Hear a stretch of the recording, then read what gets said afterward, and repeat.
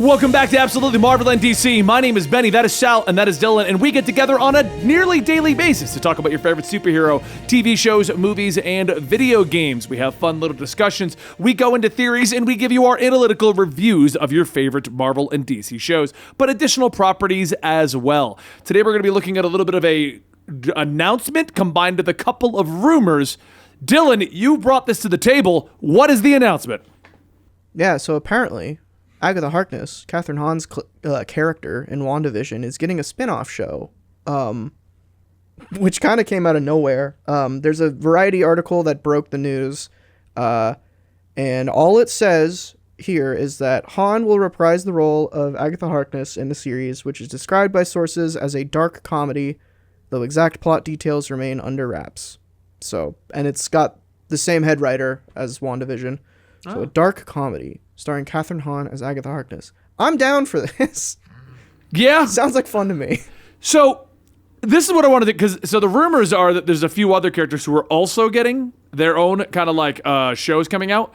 Right. And that's what I wanted to bring up because it seems interesting what they're choosing to do at the moment. So we've got known characters within the Marvel Universe, characters like, Iron Man, Captain America, stuff like that. Those are the marquee characters. Then they started going a little bit crazier with things like Ant-Man and stuff like that, where it's like, look, us comic book fans know who Ant-Man is, but general populace goes, guy talks to Ant, I don't care about that. Right. Then they started going like Guardians of the Galaxy and making them a household name and things like that. Now it's almost like they're basically making their own characters so Agatha Harkness is nowhere near the Agatha Harkness of the comics. That's an old woman who manipulates the Avengers. Right. Yes.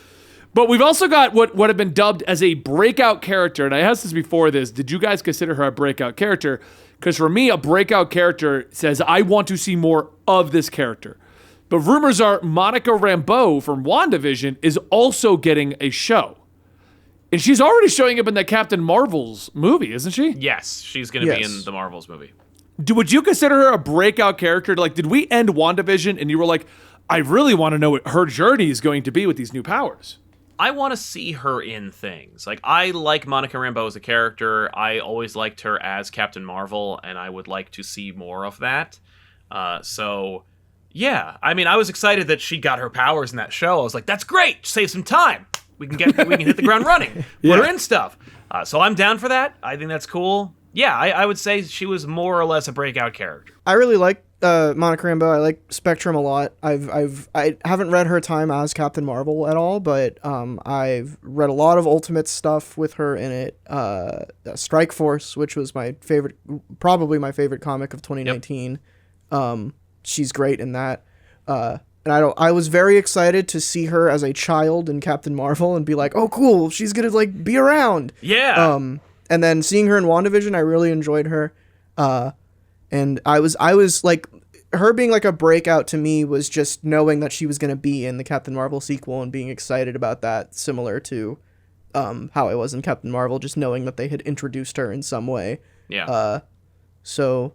Yeah, I'm also glad that she got her powers in there. A little late. We didn't really get to see anything with them, but again, like, it's not her show, but maybe it will be soon. Yeah.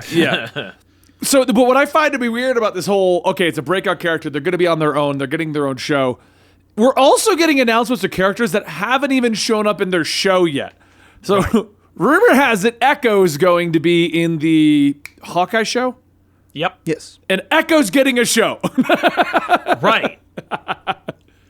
We don't even know like what she does in the show. We've never seen her. Yeah. That's what I mean.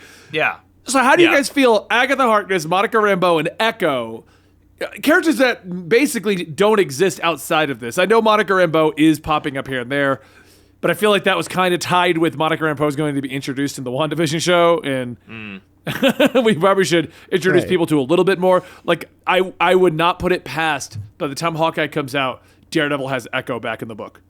Right. Yeah. No, I would not be surprised. On one hand, I don't give any kind of F about an Agatha Harkness show. Like, I would not watch it because it's Agatha Harkness. Like, I don't care. I think Catherine Hahn's a great actor, and I liked her in the show, but I, don't care about her journey. I'm not interested in a show based solely on the fact that like she was a breakout character in the like public spectrum and everybody really liked her, and so it's like, well, stands to reason we gotta, TV says we gotta make her a show. Like, I don't care about that. I don't like that. But I'm a whatever. But like I don't like that. But I also like appreciate like, hey, you just mentioned 3 different female-led superhero shows, and on one hand, I'm like, would I watch this Monica Rambeau show? Maybe. I liked her more in the context of other characters, but like, like Next Wave. But I guess I'd watch that. But on the other hand, it's more like, it's really cool. Like, good. You know what? Make those. Put those out there. Put them into space. They'll be very different tonally. Echo's going to be a very different character from Spectrum versus Agatha Harkness. So it's going to be 3 very different shows that all feature prominent female superhero leads that all have their own history. Agatha notwithstanding, because they'll make up their own, I'm sure. But that's not Agatha at all. That's one of those characters they're using the name of. Yeah, they could add elements, but it would like be complicated. They're not going to do that. But I think that's really cool. It's like, yay! And like, Echo is hard of hearing, and Monica Rambeau, person of color, and Agatha Harkness is a witch, underutilized representation of our population. I was about to say, I want more representation for the witches. I agree with you, Sal. Right? So, I say, while I probably won't be watching the Agatha Harkness show. I'm probably going to watch the Agatha Harkness show, but like, I really don't plan on it anytime soon. Sal, are you aware of what our jobs are?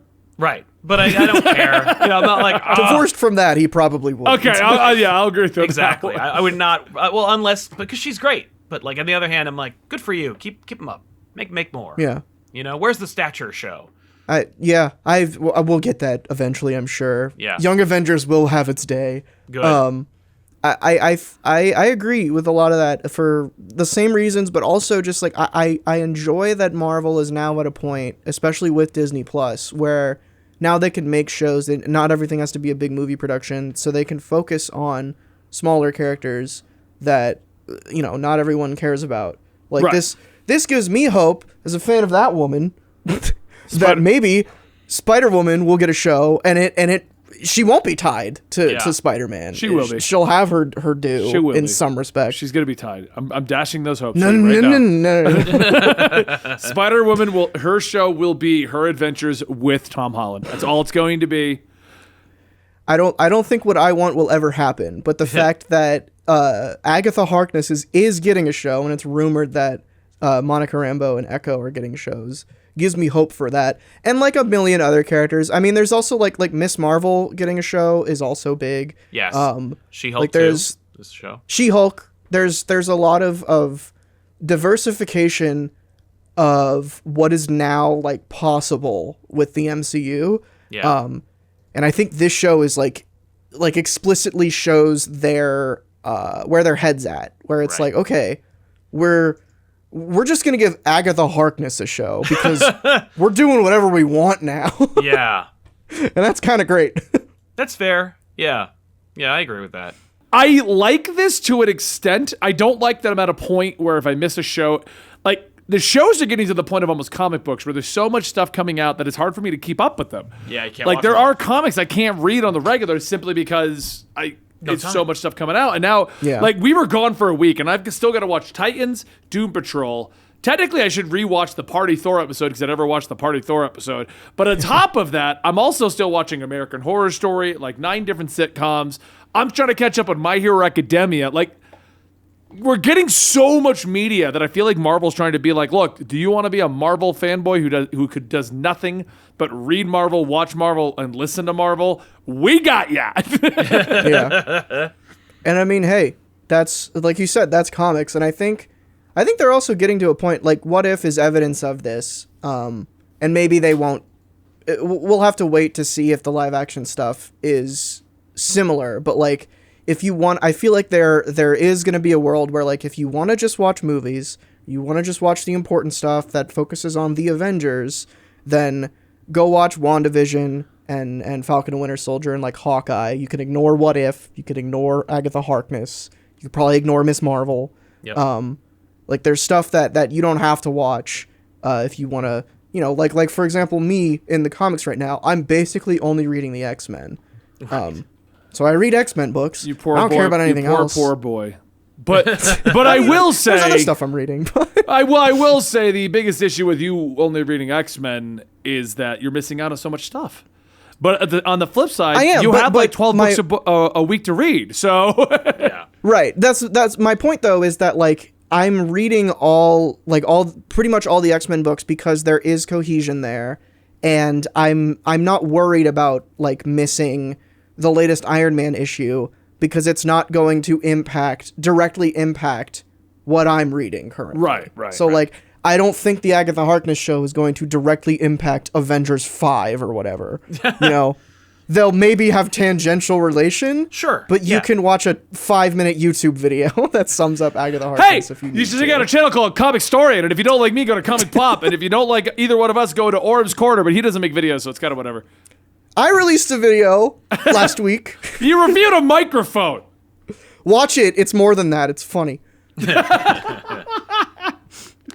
So yeah, I'm excited to see where this is gonna go. I just hope that, I guess to end thought on this, I hope with these 3 show ideas, because I'm going to assume these rumors are legit for the sake of the argument here. Sure. I hope they keep their expectations where they should be. I hope they're not expecting these to be the next, Loki or WandaVision. Oh, no. Yeah. Yeah. Like you're going to see Monica Rambeau and be like, what? Who? Right. I think it's going to be more like What If, where it's like, it's just kind of like, oh, this is fun. And then be surprised when they turn out to be relevant or surprised or have larger implications to the universe. Yeah, I think I think they have been smart so far because they've been sandwiching things between like originally the plan for Disney Plus was to release Falcon and Winter Soldier first, which is a very classic MCU type thing, right? And then do WandaVision, which is kind of the weirder one, and then go into Loki, which is again a more classic thing. Then do What If, which is a more weird one. And then Hawkeye, which is probably going to be more classic. We haven't seen Hawkeye yet, but I imagine it's got one of the original Avengers in it. It's probably going to be more traditional fare. I think so. So, and then after that, I think we're getting Miss Marvel, which is again like a character that hasn't shown up yet. So it's, we're testing stuff. So it's, I think it's, you sandwich the stuff that you don't think is going to perform very well in between the bigger stuff. Yeah. I'm just glad they're not releasing multiple shows at once. Right. Because then it gets like, this is too much happening. Well, I mean, like, I'm trying to keep up with Titans and Doom Patrol, and the first week that Doom Patrol came out, they were like, and here's 3 of them. And I'm like, oh my God, what do you, like, do you think I'm just going to sit here and watch HBO Max for 4 hours? I'm going to, but what about people whose job this isn't? Yeah, Disney's release schedule is pretty on the ball when it comes to, like, release one show, then give yourself a week to break, then a Star Wars show, then a Marvel show, that and weekly, like one a week. It's not a big commitment. You can catch it at some point or binge it. Yeah, right. Which is like, I feel like this is a different video, but the landscape we're in now is so different than like years ago when like the Netflix Marvel shows were coming out. Where I remember where like it was new, a new idea that binging was like a new thing, and everyone loved getting a whole season in one fell swoop. But now I'm like, I haven't watched Star Wars Visions yet because it all happened at once. And I was like, oh God. It was intimidating. It was. It did take me a while to sit down and actually do it. So yeah. Mm-hmm. But all right, I think at this point we're going into different tangents. We'll talk about that in another video. And if you want to watch that video, consider hitting like, subscribe, and sticking around right here at Absolutely Marvel and Dathay. Thank you guys so much for your continued support. We will be here for a while. I'm Benny. That's Sal. That's Dylan. We'll see you next time.